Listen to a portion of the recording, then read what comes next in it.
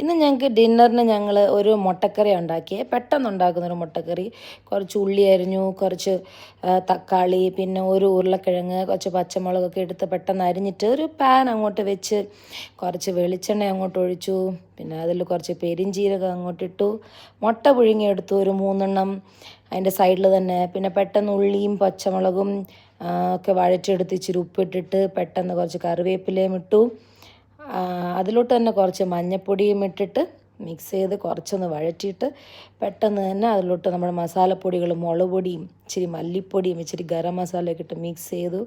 പിന്നെ അതിലേക്ക് നമ്മൾ തക്കാളി അരിഞ്ഞ് വെച്ചതിട്ടു, ഉരുളക്കിഴങ്ങ് അരിഞ്ഞ് വെച്ചതിട്ടു, വഴറ്റിയെടുത്തു. കുറച്ച് വെള്ളം ഒഴിച്ചു, കുറച്ച് മല്ലിയില ഇട്ടു, അടച്ച് വെച്ച് വേവിച്ചു. എന്നിട്ട് പെട്ടെന്ന് നമ്മൾ ചക്കപ്പൊടിയിൽ നിന്ന് പുട്ടുപൊടിയിൽ നിന്ന് എന്തോ മേടിച്ചിട്ടുണ്ടായിരുന്നു പാക്കറ്റ്, അത് പെട്ടെന്ന് മിക്സ് ചെയ്ത് തേങ്ങയൊക്കെ ഇട്ട് പുട്ടുണ്ടാക്കിയിട്ട് ഡിന്നറിന് പുട്ടും മുട്ടക്കറിയും കഴിച്ചു. Okay, by.